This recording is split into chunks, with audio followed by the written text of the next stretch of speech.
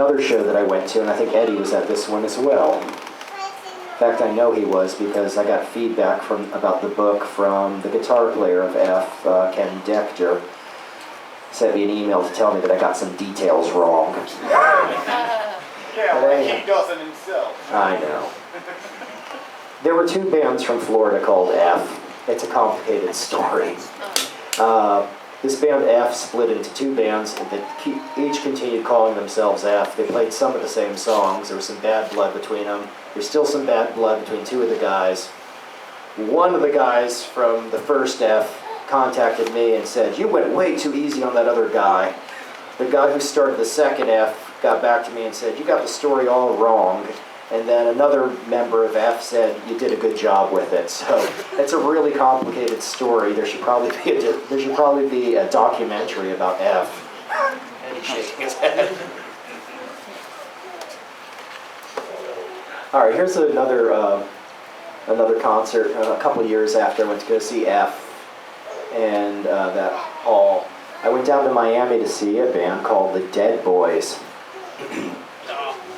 Eddie was there. Eddie and the guy who thought I did a bad job introduced the Dead Boys. And that's one of the things he was mad about in the book. He said, "You didn't even mention that I introduced the Dead Boys." I didn't even realize it was him at the time, but anyhow. The Dead Boys were late. The Dead Boys were late, really late. A couple of hours had passed since the opening band. The audience was getting antsy and loud. There were rumors they'd cancel.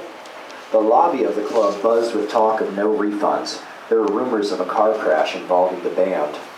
I was too young to catch the Dead Boys in their first life, but in 1987 the band was resurrected with all 5 original members for a tour commemorating the 10th anniversary of their first album. My friends and I drove a couple of hours south to Miami to their only Florida appearance. Anyhow, the Dead Boys were late. Before I left, my mom made me promise to be home by midnight. My parents were stricter than my friends' parents, the subject of humor at my expense. I told my mom that it would be impossible to be home by midnight.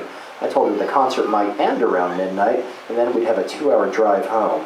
She told me that I should leave early to be home by curfew. I told her I didn't think that would happen. A car horn blew from the driveway. My friends always honked the horn, rarely came to the door. This was something my parents complained about.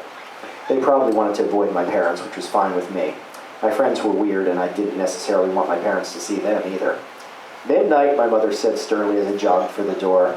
I didn't answer. I think it was just after midnight that the club made an announcement. The Dead Boys are here and will be on soon. There was much cheering. I asked someone for the time. It's going to be pretty late, but this was worth it, right? I called my mom from a payphone and told her I was going to be really late. She told me to come home right then. I said I couldn't and hung up. It's a true story. Another hour passed and the Dead Boys had not taken the stage. I started to get a little worried. I suggested to my friends that maybe we should leave. The idea was dismissed. Okay, I was going to be really, really late. I hoped the Dead Boys would be really, really good because this might affect my concert-going future.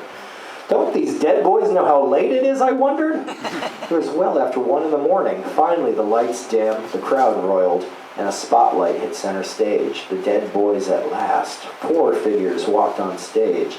The Dead Boys had 5 members, even I knew that. I heard someone say, "No bass?" The bass player was missing. Before the first song, singer Steve Bader said they were normally a 5-piece, but now they were a 4-piece. He said this with finality. Then he cryptically asked, "Do you know what it's like to see your best friend fly face first through a windshield?" And he left it at that. The audience assumed that bassist Jeff Magnum had been killed. He hadn't, but I didn't find out until 5 years later. The band looked grim. Given the circumstances, could you blame them? They didn't look like they were having any fun on stage. A big fat guy climbed on stage to dance. He ran halfway across the stage and tripped on something.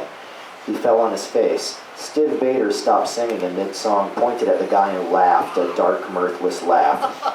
The band played 4 songs or so before guitarist Cheetah Chrome threw down his instrument and stormed off stage.